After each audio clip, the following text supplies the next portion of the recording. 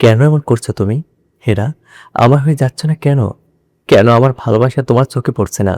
তার চোখে কাজে আসার পর সেই পরিচিত কঠোরতা নেই আজ।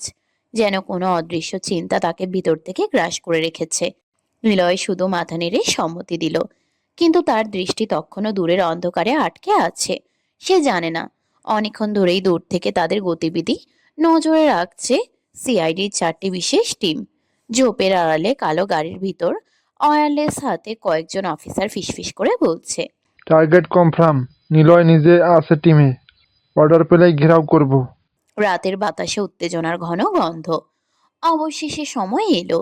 নিলয়দের গাড়িগুলো যখন নদীর ঘাট ছেড়ে নির্জন রাস্তায় উঠল, ঠিক তখনই হঠাৎ সাইরেনের কর্কশ শব্দ। চারদিক থেকে হেডলাইট জ্বলে উঠল। মুহূর্তের মধ্যে রাস্তা ঘিরে ফেলল কয়েকটা কালো জিপ। সিআইডির হেড তিনি খুব সাবধান করলো সবাইকে। কেউ নড়বে না। চিৎকার করে উঠল সেই হেড অফিসার। এক মুহূর্তের জন্য নিলয় স্তব্ধ হয়ে গেল, যেন হঠাৎ করেই বাস্তবে ফিরল সে। তার চোখে তখন বজ্রপাতের মতো তীক্ষ্ণ দৃষ্টি। Damn it! ফিসফিস করে বলেই সে দ্রুত পকেট থেকে কালো মাস্কটা মুখে ভালো করে এঁটে নিল। পরের মুহূর্তেই কোমর থেকে বের করলো তার পিস্তল। টিমের লোকজন তখনও বুঝে উঠতে পারেনি কি হবে, কিন্তু নিলয় বিদ্যুৎ গতিতে গাড়ির জানালা দিয়ে ঝুঁকে একের পর এক গুলি চালাতে শুরু করলো। সোজা গিয়ে লাগলো সিআইডি গাড়িগুলোর চাকায়। দুইটা গাড়ি সঙ্গে সঙ্গে কেঁপে উঠে বসে গেল রাস্তার মাঝখানে। Cover cover. চিৎকার করে উঠল সিআইডি অফিসার। ঠিক সেই সময় নিলয় পকেট থেকে একটা ছোট্ট স্মোক ক্যানিস্টার বের করে মাটিতে ছুঁড়ে মারলো। মুহূর্তের মধ্যেই চারপাশে ছড়িয়ে পড়ল ঘন ধোঁয়া। রাস্তা ভরে গেল ধূসর কুয়াশার মতো ধোঁয়ায়। সিআইডি সদস্যরা কাশতে কাশতে প্রায় দম বন্ধ হয়ে মাটিতে ঝুঁকে পড়ল। চোখ জ্বালা করতে লাগলো সবার। এই সুযোগটাই নিল নিলয়। ধোঁয়ার আড়ালে সে দ্রুত গাড়ি থেকে নেমে পড়ল। তার টিমের লোকজনও নির্দেশ বুঝে গেল মুহূর্তেই। চলো এখনই। নিলয় নিচু স্বরে বলতেই সবাই ছুটে গেল অন্ধকারের দিকে। কয়েক সেকেন্ডের মধ্যেই তারা গায়েব। ধোঁয়া ধীরে ধীরে পাতলা হলে দেখা গেল রাস্তার মাঝখানে পড়ে আছে কয়েকটা বিকল গাড়ি। আর হতভম্ব হয়ে দাঁড়িয়ে আছে সিআইডি সদস্যরা। অফিসারটা নিজের মাস্ক খুলে ছুঁড়ে মারে রাস্তায়। রাগে তার শরীর রিরি করছে। এত সাবধানে অপারেশন চালিয়েও ধরা গেল না নিলয়কে। দূরের অন্ধকারে তখন শুধু মিলিয়ে যাচ্ছে কয়েকটা ছায়ামূর্তি। নিলয় যেন রাতের অন্ধকারেরই অংশ। ধরা যায় না, ছোঁয়া যায় না। আর তার চরিত্র ঠিক সেই রাতের মতোই, রহস্যে ঢাকা, অন্ধকারে মোড়া। রাতের আধারে নিলয় হেরাকে মনে করতে থাকে। তার কালো দুনিয়ার সব সামনে আসে এমন করে উপস্থাপন করো। রাতটা ছিল অদ্ভুত নিস্তব্ধ। চারিদিকে শুধু অন্ধকার, আর দূরে কোথাও কুকুরের হালকা ডাক।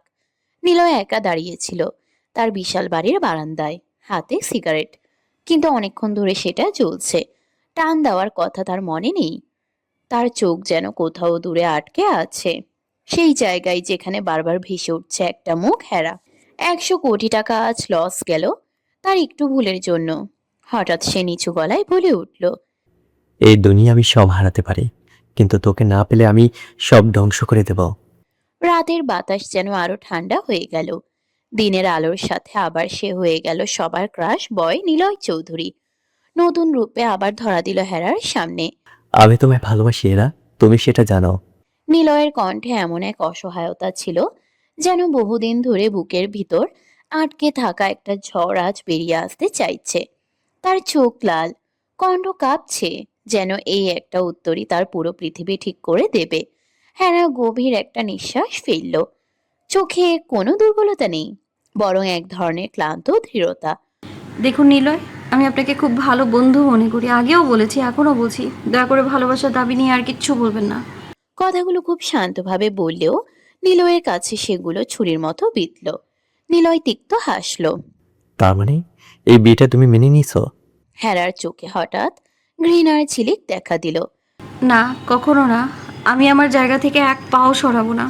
আগে যেমন ঘৃণা করতাম এখনও করি, আর এই বিয়ের কোনো মূল্য নেই আমার কাছে। সে একটু থামলো, তারপর গম্ভীর স্বরে বলল।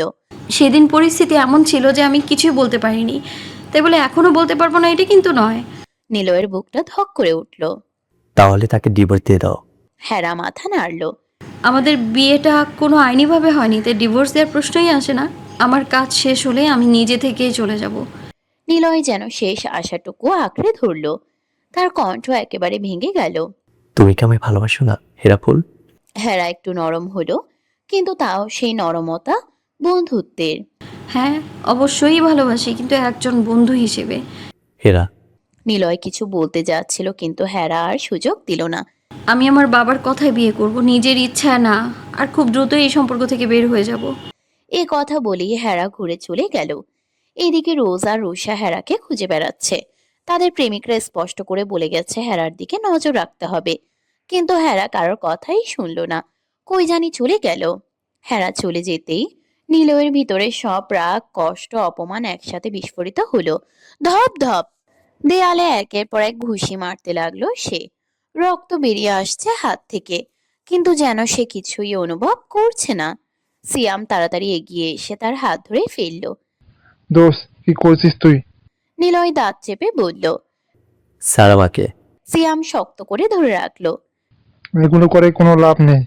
তোকে কতবার বুঝিয়েছি, এরা তোকে ভালোবাসে না। তুই বুঝতে চাইছিস না কেন? নিলয়ের চোখে পানি চলে এলো। দোস্ত, আমি তো আমার সবটা দিয়ে ভালোবাসি হীরাকে। আমি তাকে ছাড়া থাকতে পারবো না। সিয়াম দীর্ঘশ্বাস ফেলল।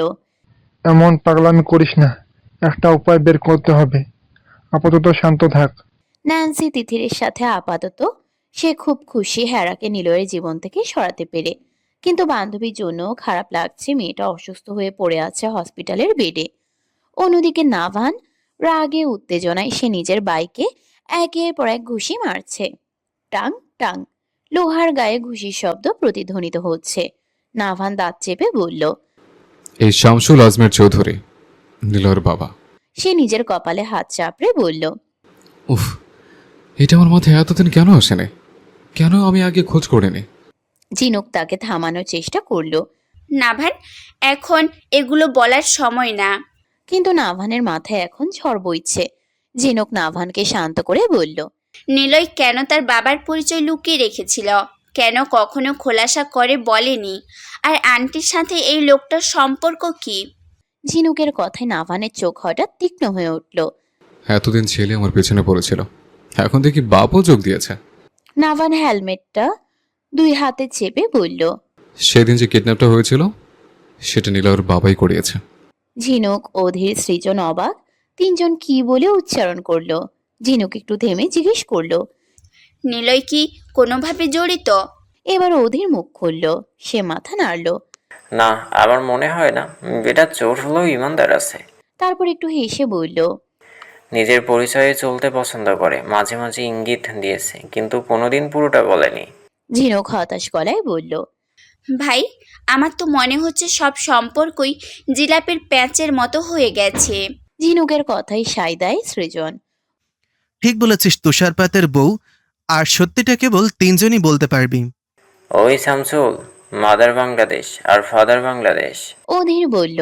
নাভানের চোখ তখন দূরে কোথাও স্থির। তার মাথায় একটা ভয়ঙ্কর সন্দেহ ঘুরপাক খাচ্ছে। চল। সে গাড়ি স্টার্ট দিল। ঝিনুকও তার পিছু নিল। তারা এসেছে এক গোপন জায়গায়। সেখান থেকে এতগুলো তথ্য জেনেছে। সবচেয়ে অদ্ভুত ব্যাপারটা হলো নাভানের বাবার বিচ্ছেদের সময় আর নিলয়ের মায়ের মৃত্যুর সময় একই। নাভান গাড়ি চালাতে চালাতে মনে মনে হাজারটা হিসাব মেলাতে লাগলো। কোথাও যেন একটা বড় সত্য লুকিয়ে আছে, আর সেই সত্যটা হয়তো তাদের সবার জীবন উল্টে দিতে পারে। গাড়ি দ্রুত গতিতে ছুটে চলেছে। রাতের রাস্তা প্রায় ফাঁকা, শুধু হেডলাইটের আলো সামনে লম্বা ছায়া ফেলছে। স্টিয়ারিং শক্ত করে ধরে আছে নাভান। তার চোয়াল শক্ত, চোখে অদ্ভুত এক ঝড়। ঝিনুক কয়েকবার তাকিয়ে দেখলো, কিন্তু কিছু বলল না। সে জানে এই সময় নাভানের মাথায় কিছু চলছে। হঠাৎ নাভান নিজেই বলল। ঝিনুক, একটা কথা বল। কি? যদি ধরে নেই আমার বাবা ডিভোর্সের সময় আর নীলয়ের মায়ের মৃত্যুর সময় এক হয়, তাহলে এর মানে কি দাঁড়ায়? ঝিনুক একটু থেমে বলল। মানে হয়তো কোনো সম্পর্ক ছিল? নাভান ঠান্ডা হেসে উঠল। হয়তো না, নিশ্চিত কিছু ছিল। তার চোখে তখন সন্দেহের ছায়া। শামসুল আজমের চৌধুরী এতদিন ছায়ার মতো খেলাটা খেলেছে। ঝিনুক অবাক হয়ে তাকালো। তুই কি বলতে চাস নাভান? নাভান ধীরে ধীরে বলল, আমি বলতে চাই এই গল্পে আমরা যতটা জানি তার চেয়ে অনেক বড় কিছু লুকিয়ে আছে। নাভান আর কিছু বলল না, সে জানে এই কথাটা এখন বলা যাবে না। গাড়ি ইউটার্ন নেয় ঝিনুককে ইশারা করতে। ঝিনুক নাভানের পিছু নেয়। গাড়িটা এসে থামলো একটা ঝলমলে নাইট ক্লাবের সামনে। বাইরে নিয়ন লাইট ঝিকমিক করছে। ভেতর থেকে ভেসে আসছে তীব্র মিউজিক আর মানুষের হাসাহাসি। এখন এখানে নিলয়ের বসবাস বলা চলে। মেয়ে নেশা আগে থাকলেও আপাতত নেই, কিন্তু এখানে বসে সে বড় বড় বায়ারদের সাথে ডিল করে অবৈধ ব্যবসার। নাভান জানে নিলয়কে এখানেই পাওয়া যাবে। এদিকে নিলয় যেন নিজের সব কষ্ট গ্লাসের ভিতর ডুবিয়ে ফেলতে বসেছে। টেবিলের উপর সারি সারি গ্লাস, একটা শেষ না হতে আরেকটা তুলে নিচ্ছে। চোখ লাল, চুল এলোমেলো, শার্টের দুইটা বোতাম খোলা। সে ঢুলুঢুলু চোখের সামনে তাকিয়ে বিড়বিড় করে বলতে লাগলো, হেরা আমায় চাক বা না চাক, বাট তাকে আমি চাই। মানে সে আমার, শুধু আমার। তারপর গ্লাসটা তুলে ধরে যেন কাউকে চ্যালেঞ্জ করলো। শুনছিস পৃথিবী, হেরা আমার, কেউ তাকে আমার থেকে নিতে পারবে না। ঠিক তখনই হঠাৎ করে কেউ তার কলার শক্ত করে চেপে ধরলো। ধপ করে চেয়ার থেকে উঠে দাঁড়িয়ে গেল নিলয়। সে টলতে টলতে সামনে তাকালো। নাভান। নিলয়ের নেশা যেন একটু বাড়লই। ওই কেড়ে, কার এত বড় সাহস আমার এই নীলয় চৌধুরীর কলা ধরার? সে আঙ্গুল তুলে হুমকি দিল। জানিস আমার বাবা মুক্তি, আমার কলা ধরার জন্য তোকে সারা জীবন জেলে পচতে হবে। চারপাশের কয়েকজন তাকিয়ে আছে, কিন্তু নাভানের চোখে কোনো ভয় নেই। নাভানকে সবাই খুব ভালো করে চেনে, আর নিলয়ের ব্যাপারেও জানে। যদিও সে নিজের পরিচয় দিতে পছন্দ করে কোনো এক কারণে, কিন্তু তাই বলে যে বাবাকে ভালোবাসে না এমন না। তার দুনিয়া তার বাবা। নিলয় যা করে তার বাবার থেকে শেখা। কিন্তু নিলয় গভীর জলের মাছ, তাকে ধরা কার সাধ্যে আছে? নাভানের চোয়াল শক্ত, তীব্র কণ্ঠে বলে ওঠে, তুই কেন তোর বাবার পরিচয় সামনে আনিসনি? বাপ ছেলে মিলে কেন আমাদের পেছনে লেগে আছিস বল? নিলয় কয়েক সেকেন্ড চোখ কুঁচকে নাভানের দিকে তাকিয়ে রইল, যেন চিনতে চেষ্টা করছে। তারপর হঠাৎ উজ্জ্বল হয়ে উঠল মুখ। তুই কে জানি? ও, মনে পড়ছে। সে আঙ্গুল তুলে নাভানের দিকে দেখিয়ে বলল। তুই তুই তো আমার সাথে। পাশে দাঁড়িয়ে থাকা অধীর কাঁচতে কাঁচতে বলল। ভাই, সতীন তো মেয়েদের বেলায় হয়। নিলয় সঙ্গে সঙ্গে মাথা নেড়ে বলল। থুক্কো, ঠিক বলছিস, সতীন তো মেয়েদের বলে। তারপর খুব গভীরভাবে চিন্তা করার ভঙ্গি করল। কপালে ভাঁজ ফেলল, যেন পৃথিবীর সবচেয়ে কঠিন গণিত করছে নিলয় এখন। হাসি দিয়ে বলল। তাহলে তুই তুই আমার সিয়াম সতীনের মেল ভার্সন কি জানো দোস্ত? সিয়াম চুপ করে দাঁড়িয়ে আছে, তার নেশা নেই বললেই চলে। তাই সে পরিস্থিতি কি হতে যাচ্ছে সেটাই দেখছে। নিলয় একটু থেমে আবার উল্লাস করে বলল। ও হ্যাঁ, বুঝছি, তুই আমার সতাল। নিলয় বুক চাপড়ে ঘোষণা দিল যেন। হ্যাঁ, তুই আমার সতাল। আবার না হওয়া বউয়ের, মানে আমার হেরান না, আমার সতাল। অধীর এবার মাথায় হাত দিয়ে বসে পড়ল। ব্রো, তুই তো বাংলা ভাষাকে আজ নতুন দিক দেখাইলি। নাটকবাজ অধীর নাটকীয়ভাবে বলল কথাটা। সতীনের বিপরীত শব্দ শতান। এই আবিষ্কারের জন্য তোকে বাংলা একাডেমি পুরস্কার দেওয়া উচিত। তোর নামে সামনের বছরই বই বের হবে, দেখিস।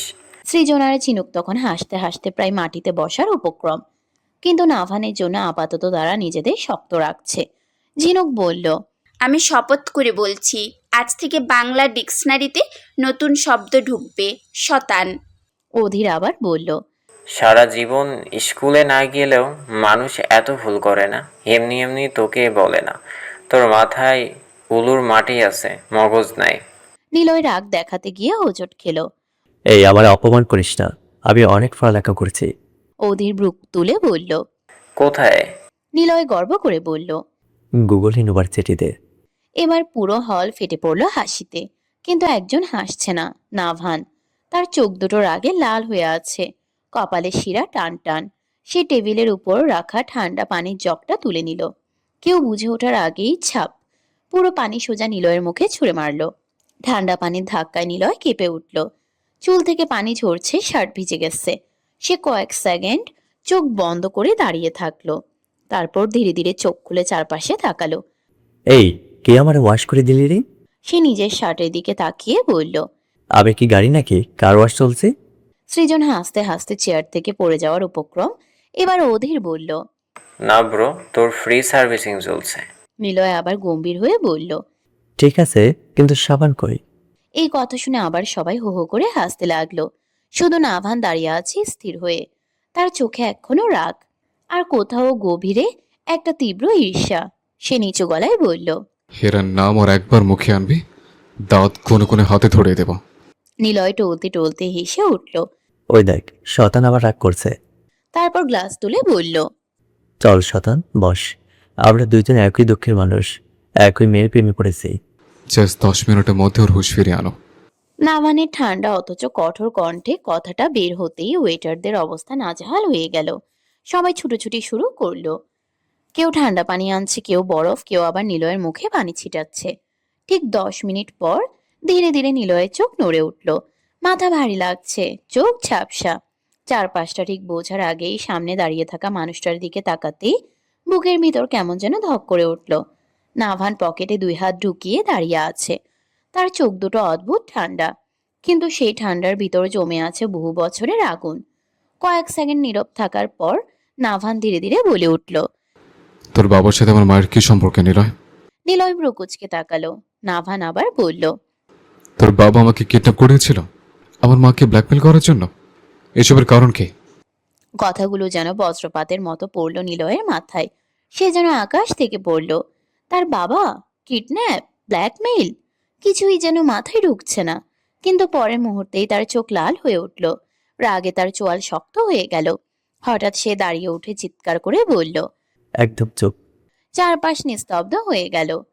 আমার বাবার নামে একটা বাজে কথা বলবি না নামান। বাবা আমার বাবা, তার নামে আজে বাজে কথা আমি সহ্য করব না। নাভান ঠোঁটের কোণে তাচ্ছিলের হাসি টেনে বলল। নেই, দেখ। সে পকেট থেকে কয়েকটা ছবি বের করে নিলয়ের দিকে ছুড়ে দিল। নিলয় ছবিগুলো হাতে নিতেই তার বুকের ভেতর কাঁপন শুরু হলো। প্রথম ছবিতে দেখা যাচ্ছে একটা নির্জন জায়গায় শামসুল চৌধুরী কারোর হাতে টাকা দিচ্ছেন। দ্বিতীয় ছবিতে কেবিনে তার বাবা একজন মহিলার সাথে কথা বলছেন। তৃতীয় ছবিতে সেই মহিলা স্পষ্ট নাভানের মা। নিলয়ের চোখ বড় বড় হয়ে গেল। তার হাত কাঁপছে, মাথার ভিতর যেন ঝড় উঠেছে। নাভান ধীরে ধীরে বলল। এখনো বলবি আমি মিথ্যা বলছি? কোনো কথা বলল না নিলয়। সে শুধু ছবিগুলো শক্ত করে মুঠো করে ধরে ঘুরে দাঁড়ালো। এক মুহূর্ত আর সেখানে দাঁড়ালো না। নাভানো আর কিছু বলল না, সবার দিকে ইশারা করে চলে গেল। বাড়িতে ঢুকেই নিলয় ঝড়ের মতো ড্রয়িং রুমে ঢুকে পড়ল। শামসুল চৌধুরী তখন সোফায় বসে ফাইল দেখছিলেন। হঠাৎ নিলয় সামনে এসে দাঁড়াতেই তিনি অবাক হয়ে তাকালেন। এরপরই ছবিগুলো তার সামনে ছুঁড়ে মারল নিলয়। এগুলো কি বাবা? তার কণ্ঠ কাঁপছে। তুমি কেন নাবানের মায়ের সাথে প্রতিদিন দেখা করতে যাও? কেন নাবানকে কিডন্যাপ করেছিলে? সেদিন তুমি কিডন্যাপ না করলে হয়তো আজ আমার হেরার নাবানা বউ হতো না। শেষ কথাটা বলতে বলতেই নিলয়ের গলা ভেঙে গেল। কেন করলে বাবা, কেন করলে? ধপ করে মেঝেতে বসে পড়ল সে। তার বুক ওঠানামা করছে। চোখে জমে থাকা রাগ, কষ্ট আর অপমান একসাথে বের হয়ে আসতে চাইছে। নিলয় শামসুল চৌধুরীর প্রথম স্ত্রীর সন্তান। তখন শামসুল চৌধুরী মেয়েদের নেশায় মত্ত থাকতেন। মদ, জুয়া, নারী সবকিছুতেই ডুবে থাকতেন। নিলয়ের মা কিছু বললেই মারধর করতেন। শেষ পর্যন্ত সহ্য করতে না পেরে একদিন চলে যান তিনি, নিলয়কে রেখে। স্ত্রীকে সহ্য করতে না পারলেও নিলয় ছিল শামসুলের চোখের মণি। ছেলেকে তিনি মোমের মতো করে বড় করেছেন, কিন্তু বড় হওয়ার সাথে সাথে নিজের কালো ব্যবসার দুনিয়ায়ও টেনে নিয়েছেন তাকে। আজ সেই কালো দুনিয়ায় নিলয় বাবাকেও ছাড়িয়ে গেছে। সবাই তাকে ভয় পায়। নিলয়ের মায়ের সাথে তার শেষ দেখা হয়েছিল যখন সে ক্লাস 10-এ পড়ে। সেদিন তার মা চুপি চুপি তাকে দেখতে এসেছিলেন অনেক কাঠখড় পরিয়ে। নিলয়ের বাবা তাকে সব জায়গা থেকে ছেলের কাছে যাতে না আসতে পারে ওই ব্যবস্থা করেছিল। নিলয়ের মার তখন মরণ ব্যাধি ক্যান্সারে আক্রান্ত ছিল। শেষবারের মতো ছেলেকে দেখতে এসেছিলেন। সেদিনই নিলয় প্রথম জানতে পারে তার বাবার আসল রূপ। সেদিন থেকেই বাবার প্রতি তার ভেতরে জমে ওঠে চাপা রাগ। তবুও সে বাবাকে ছেড়ে যেতে পারেনি, কারণ একটা কথা সবসময় তার কানে বাজে। নিলয় মাথা নিচু করে বসে আছে। বিয়ের এমন একটা সম্পর্ক আর মায়া এমন একটা অনুভূতি, যা যদি নির্দিষ্ট কারো প্রতি লেগে যায় তাহলে দুনিয়ায় আর কাউকে ভালো লাগে না। আমার ভালোবাসা একজন নিলয়, আমি তাকে ছাড়া আর কাউকে দেখতে পারি না। নিজেকে হাজারভাবে বদলাতে চেয়েছি, তাও পারিনি। বাবার এই কথার পর নিলয় আর কিছু বলতে পারল না তার বাবাকে। কিন্তু বাবার উপর অভিমান ছিল। সিয়াম আজ সকালে ফোন দিয়ে জানায় শামসুল চৌধুরীকে নিলয় একটা মেয়ের জন্য কি পাগলামি করেছে। আর খোঁজ নিয়ে জানতে পারে নিলয় যাকে পছন্দ করে সে আর কেউ না, জাওয়াত খানের মেয়ে। শামসুল নিজেও জানে এই মেয়ে তার নিজের না। জাওয়াত খানের বিয়ের ব্যাপারটা তার এক লোক বলেছে। প্রথমে মিথ্যা প্রেজেন্ট করতে চেয়েছে কাজল খানের সামনে, পরে শুনতে পারে বিয়ে করেছে জাওয়াত খান, আর তার মেয়ে আছে, আর সেই মেয়েকে নিজের নামে বড় করছে। সেই দেশ থেকে তারা নেপালে চলে যায়। এরপর শামসুল হাজারো খোঁজ নিয়ে জাওয়াত খানের ঠিকানা বের করতে পারেনি। নিজের ছেলের নিজের মতো অবস্থা দেখে তিনি ভেঙে পড়েছেন, আর মনে মনে সমস্ত রাগ জিদ তাদের উপর পড়ছে। নিজ থেকে ছেলেকে উঠিয়ে বলতে থাকে। শামসুল চৌধুরীর বুকটা কেঁপে উঠল। এই কি তার সেই শক্ত ছেলে? তিনি এগিয়ে এসে নিচে বসে পড়লেন নিলয়ের সামনে। তারপর দু হাতে ছেলের কাঁধ ধরে ধীরে ধীরে তাকে উঠিয়ে বললেন, আমি জানতাম না বাবা, জাওয়াত খানের মেয়ে কি তোমার পছন্দ। তার গলায় অপরাধবোধ মিশেছিল। এটা একটা ভুল হয়েছে। নিলয় নিঃশ্বাস আটকে বাবার দিকে তাকিয়ে আছে। শামসুল চৌধুরী আবার বললেন, আমি তোকে বলেছিলাম না, একটা মেয়ের জন্য আমি আমার পুরো সংসার শেষ করে দিয়েছি। তার চোখে তখন পুরনো কষ্টের ছাপ। সে মেয়ে আর কেউ না, শোতাজ খান, লাভানের মা, অ্যাডভোকেট এমএলএ কাজল খান। কথাটা শেষ হতেই যেন সময় থেমে গেল। নিলয়ের চোখ বিস্ফোরিত হয়ে উঠল, মুখ ফ্যাকাশে হয়ে গেল। সে যেন শুনেও বিশ্বাস করতে পারছে না। মাথার ভেতর হাজারটা প্রশ্ন ঘুরছে। কাজল খান, নাভানের মা, আর তার বাবার অতীত। তার ঠোঁট কাঁপছে, কিন্তু কোনো শব্দ বের হচ্ছে না। শামসুল চৌধুরী ছেলের সেই অবস্থা দেখে আরো ভেঙে পড়লেন। কিন্তু নিলয় হঠাৎ বাবার হাত শক্ত করে ধরে ফেলল। তার কণ্ঠ কাঁপছে, চোখে অদ্ভুত এক পাগলামি। আমি কিছু জানি না বাবা। সে মাথা নেড়ে বলতে লাগলো, আমি এসব কিছু জানি না। অতীত সত্যতা কিছুই না। আমার শুধু হীরাকে চাই। তার কণ্ঠ যেন ভেঙে যাচ্ছে। বাবা আমার হীরাকে চাই। আমি ওকে ছাড়া বাঁচতে পারবো না। তার চোখ দিয়ে তখন অঝরে পানি পড়ছে। শামসুল চৌধুরী কয়েক সেকেন্ড চুপ করে ছেলের দিকে তাকিয়ে রইলেন। তার নিজের ভেতরেও তখন আগুন জ্বলছে। অতীতের অপমান, হারানো ভালোবাসা, আর এখন নিজের ছেলের ভাঙা অবস্থা। তিনি ধীরে ধীরে নিলয়ের মাথায় হাত রাখলেন। তার চোখে তখন কঠিন একটা সিদ্ধান্ত। চিন্তা করো না, গভীর দৃঢ় কণ্ঠে বললেন। তুমি যাকে চাইছো তাকে আমি তোমার কাছেই এনে দেবো। নিলয় অবাক হয়ে বাবার দিকে তাকালো। শামসুল চৌধুরীর চোখ তখন ঠান্ডা কিন্তু ভয়ঙ্কর। সবকিছু একটা সময় থাকে, একটা পদ্ধতি থাকে। তিনি ধীরে ধীরে বললেন। আমি যেভাবে বলবো ঠিক সেভাবেই এগোবো। তার ঠোঁটে অদ্ভুত এক কঠিন হাসি ফুটে উঠল। এই খেলাটা এবার আমি খেলবো। আর নিলয় তখনও শুধু একটা কথাই বলছে। নাভান তার বাবার সাথে দেখা করেছে, অনেক কিছু জানার চেষ্টাও করেছে, কিন্তু ফলাফল শূন্য। নিলয়ও চুপচাপ। তিতির হসপিটালে নাভান তাকে দেখে আসে। এভাবেই পরিস্থিতি ছিল। কিছুদিন পর হঠাৎ একদিন জাওয়াত খান ভার্সিটিতে গিয়ে তাদের বের হতে বলে, স্যারদের অনুমতি নিয়ে। কি হলো বাবা, কই নিয়ে যাচ্ছ? রেডি হও জলদি। জাওয়াত খান তাড়াহুড়ো করে মেয়েকে নিয়ে চলে গেলেন। ভার্সিটি থেকে হেরাকে আর রুষাকে নিয়ে সোজা গাড়িতে তুলে নেন জাওয়াত খান। মেয়েদের কোনো কথা শুনলেন না, কোনো প্রশ্নেরও উত্তর দিলেন না। সেই অদ্ভুত তাড়াহুড়োর মধ্যেই তাদের নিয়ে ঢুকে গেলেন এয়ারপোর্টের ভেতর। ওদিকে রোজ সারাটা ক্লাস জুড়ে কিছু বলার সুযোগই পায়নি। বুকের ভেতর অজানা এক অস্থিরতা তাকে কুড়ে কুড়ে খাচ্ছিল। ক্লাস শেষ হতেই সে ছুটে যায় তাদের আড্ডার জায়গায়। সেখানে সৃজন বাইকের উপর বসেছিল। নাভান কোনো কাজে বাইরে গেছে। বাকি সবাই প্রায় উপস্থিত। দূর থেকে রোজকে দৌড়ে আসতে দেখে ঝিনুক হঠাৎ দাঁড়িয়ে যায়। রোজের অবস্থা দেখে সৃজন লাফ দিয়ে বাইক থেকে নেমে পড়ে। মেয়েটাকে ধরে ফেলে সে। রোজ যেন হাঁপিয়ে উঠেছে, চোখ মুখ লাল হয়ে গেছে, কপাল ভেজা ঘামে, যেন দৌড়ে আস্তে আস্তে সমস্ত শক্তি ফুরিয়ে গেছে। ভয় মিশ্রিত চোখে সৃজন বলে উঠল, রোজান, কি হয়েছে তোমার? এমন দেখাচ্ছে কেন তোমাকে? সৃজনের বুক ধরফর করতে শুরু করলো রোজের এমন অবস্থা দেখে। পকেটে হাত দিয়ে নিজের মায়ের হাতে বানানো রুমালটা দিয়ে নিজের রোজের মুখের ঘাম মুছে দিতে থাকে। ঝিনুক বুঝতে পারলো রোজ অতিরিক্ত দৌড়ানোর কারণে হাঁপিয়ে গেছে। তার হাতে থাকা ঠান্ডা পানির বোতলটা এগিয়ে দিয়ে সে নরম গলায় বলল, নাও রোজ, এটা খাও। আগে একটু রিল্যাক্স হও, তারপর বলো কি হয়েছে। আর রুষা, হেরা কোথায়? তুমি একা কেন রোজ? রোজ এক নিঃশ্বাসে বোতলের পানি শেষ করে ফেলল। তারপর একটু শ্বাস সামলে কাপা কণ্ঠে বলতে শুরু করলো, জাওয়াদ আঙ্কেল হেরা আর রুষাকে নিয়ে চলে গেছে। আমি অনেকবার ফোন দিয়েছি কিন্তু তাদের ফোন বন্ধ। আমার খুব ভয় করছে আপু, কোথায় নিয়ে গেল তাদের? তার কথা শেষ হতে না হতেই সৃজন অবাক হয়ে বলে উঠল, মানে কি বলো ভাবিজি, আমার লাল গোলাপি কেউ নিয়ে গেছে? অধীর গম্ভীর ভয় মিশ্রিত গলায় বলল কথাটা। আজ নাভান এক জায়গায় গিয়েছে যেখানে ফোনও ধরবে না। চল আগে তোদের বাসায় গিয়ে দেখি, হয়তো সেখানে গেছে। ঝিনুকের কথায় সৃজন মাথা নাড়ে। ইদানিং ঝিনুক প্রায়ই বাইক নিয়ে আসে।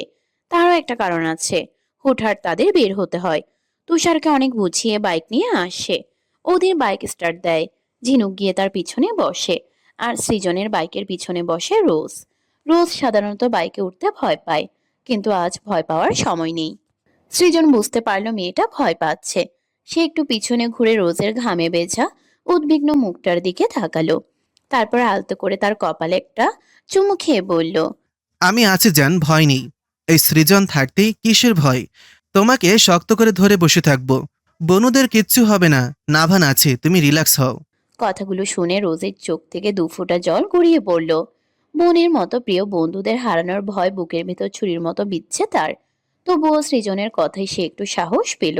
আসলে এমন বন্ধু কয়জনের ভাগ্যে জোটে। কখনো কখনো বিপদের কথা ভাবলেই বুক ভেঙে আসে, চোখে পানি চলে আসে।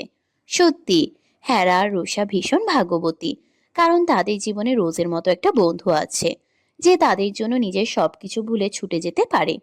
সৃজনও বুঝতে পারছিল রোজের মনের অবস্থা। তার নিজেরও এমনই লেগেছিল একবার, যখন নাভান বিপদে পড়েছিল। বন্ধুকে হারানোর ভয় মানুষকে ভেতর থেকে ভেঙে দেয়। কিন্তু বাসায় গিয়েও তারা হেরা আর রুষার কোনো খবর পেল না। সেই মুহূর্তে রোজের বুকটা ভেঙে গেল যেন। সে আর নিজেকে সামলাতে পারল না, ফুপিয়ে ফুপিয়ে কেঁদে উঠল। কাপা গলায় বলল, আমার হেরা পাখি আর রোশন রানীর সাথে কি আমার আর কোনোদিন দেখা হবে না? তার কণ্ঠে এমন অসহায়তা ছিল যেন পৃথিবীর সবচেয়ে আপন দুটো মানুষকে হারিয়ে ফেলেছে সে। রোজের কান্না দেখে সবার চোখেই পানি এসে গেছে, যেন পুরো ঘরটা একটা অদৃশ্য শোকের ভারে নুয়ে আছে। রাত তখন 8টা। নাভানদের বাড়ির ড্রয়িং রুমে সবাই বসে আছে, কিন্তু কেউ যেন ঠিক করে বসেও নেই। অস্থিরতা, ভয় আর দুশ্চিন্তায় সবার বুক কেঁপে উঠছে বারবার। রোজ তো থামছেই না, একটানা কাঁদছে সে। বাবা মা মারা যাওয়ার পর মামিদের কাছে বড় হওয়া মেয়েটা জীবনে খুব বেশি আপন মানুষ পায়নি। হেরা আর রুষাই ছিল তার সব, বন্ধু, বোন, সঙ্গী, আশ্রয়। এই কয় মাসে নিজের সবচেয়ে কাছের মানুষ হয়ে গিয়েছে তারা। আর আজ তারা নেই, কোথায় আছে কেউ জানে না। সেই শূন্যতা যেন তাকে ভিতর থেকে ভেঙে ফেলেছে। সৃজন এক হাতে রোজকে শক্ত করে ধরে রেখেছে, অন্যদিকে ঝিনুক তার মাথায় হাত বুলিয়ে শান্ত করার চেষ্টা করছে। রোজ প্লিজ একটু শান্ত হও। ঝিনুক বড় বোনের মতো আগলে নেয় মেয়েটাকে, কিন্তু রোজের কান্না থামে না। এদিকে অধীর মাথা নিচু করে সোফায় বসে আছে, তার চোখ মুখ লাল হয়ে গেছে। মনে হচ্ছে অনেকক্ষণ ধরে কাঁদছে বা কান্না আটকে রেখেছে। তার হাতের ফোনটা যেন আজ তার শত্রু হয়ে গেছে। একটার পর একটা কল দিয়ে যাচ্ছে সে রুষার নম্বরে। 1000-এরও বেশি কল দিয়ে ফেলেছে, প্রতিবারই একই উত্তর, ফোন ইজ সুইচড অফ। মেয়েটাকে সে কতটা ভালোবেসে ফেলেছে আজ যেন সে নিজেই বুঝতে পারছে। রুষার সেই লাল গোলাপি হাসি ছাড়া যেন তার দম নিতে কষ্ট হচ্ছে। আচ্ছা, হাসি কি লাল গোলাপি হয় নাকি? হয়তো। রুষা হাসলে যে অধীরের কাছে মনে হয় লাল গোলাপের আভা ফুটে ওঠে রুষার মুখে। অধীর ভাবনার মাঝে বাইকের আওয়াজ আসে কানে। সার্ভেন্ট দরজা খুলতেই নাভান ঢোকে, আর তাকে দেখে অধীর যেন আর নিজেকে ধরে রাখতে পারে না। পাই প্রায় দৌড়ে গিয়ে হামলে পড়ে নাভানের বুকে। নাভান হতভম্ব হয়ে যায়। অধীর এমন ছেলে না, সে সবসময় হাসি ঠাট্টা করে, ফাজলামি করে, সবাইকে হাসায়। কিন্তু আজ তার বুকের ভেতরটা কাঁপছে, কারণ সে জানে অধীর এমন ভাবে ভেঙে পড়ে না যদি না সত্যিই বড় কিছু ঘটে। অধীর তাকে জড়িয়ে ধরে কাপা গলায় বলে, ভাই। শব্দটা শেষ হওয়ার আগেই তার গলা আটকে যায়। নাভানের বুকের ভেতরটা ধক করে ওঠে। এক পলক তাকায় সে সবার দিকে। সৃজনের মুখ শক্ত, ঝিনুকের চোখ লাল, রোজ কান্নায় ভেঙে পড়া। এই দৃশ্য দেখে নাভানের বুকের ভেতরটা যেন মোচড় দিয়ে ওঠে। রোজ এগিয়ে এসে কাঁদতে কাঁদতে সবটা বলে দেয়। ভাইয়া, তুমি আমার হেরা আর রুষা রানীর খবর এনে দাও প্লিজ ভাইয়া, প্লিজ। তার কণ্ঠটা এমন অসহায় যে শুনলে পাথরও গলে যাবে। একে একে সব বলে। সব কথা শুনে নাভানের চোখের ভেতরটা ধীরে ধীরে অন্ধকার হয়ে আসে। এই সময়টাতে আরেকজন মানুষ নিঃশব্দে সব শুনছিলেন, কাজল খান। তার বুকের ভিতরে একটা ভয় কাজ করছে। নাভান, ছেলেটার রাগ সে খুব ভালো করেই জানে। হঠাৎ করেই নাভান ঝড়ের মতো উঠে দাঁড়ায়। কেউ কিছু বুঝে ওঠার আগেই সে সোজা মায়ের ঘরের দিকে চলে যায়। তার চোখ মুখের অবস্থা দেখে কাজল খান আঁতকে ওঠেন, কিন্তু নাভান তখন আর কারো কথা শোনার অবস্থায় নেই। ঘরে ঢুকেই টেবিলের উপর রাখা একটা ফুলদানি তুলে নেয়, মেঝেতে আছড়ে ফেলে। কাঁচ ভেঙে চারিদিকে ছড়িয়ে পড়ে। একটা, দুইটা, তিনটা, এক এক করে সব ফুলদানি তুলে আছড়ে মারতে থাকে সে। কাজল খান 2 পা বাড়ায়, কিন্তু ছেলেকে থামান না, কারণ তিনি জানেন এই মুহূর্তে তাকে ছোঁয়া মানে আগুন হতে দেওয়া। ঠিক তখনই নাভান টেবিলটা উল্টে দিতে যাবে, কাজল খানের কণ্ঠ ভেসে আসে। এবার বেশি হয়ে যাচ্ছে শেহতাজ। নাভান থেমে যায়, ধীরে ধীরে ঘুরে দাঁড়ায়। তার চোখে এমন আগুন যেন সবকিছু পুড়িয়ে ফেলবে। বেশি? তুমি এখনো বেশি দেখোনি। আমি সব ধ্বংস করে দেব, তুমি তো হেঁটেই চাও। তোমার মতো আমরা সবাই জ্বলে পুড়ে শেষ হয়ে যাই। কাজল খান স্তব্ধ হয়ে যান। শেহতাজ, কি বলছো তুমি? নাভান তীব্র কণ্ঠে বলে ওঠে। হ্যাঁ, ঠিকই বলছে। তুমি না অধীরে কান্না দিতে পারো না? আজ তোমার সামনে যে কাঁদছে, তোমার চোখে কিছুই পড়ছে না?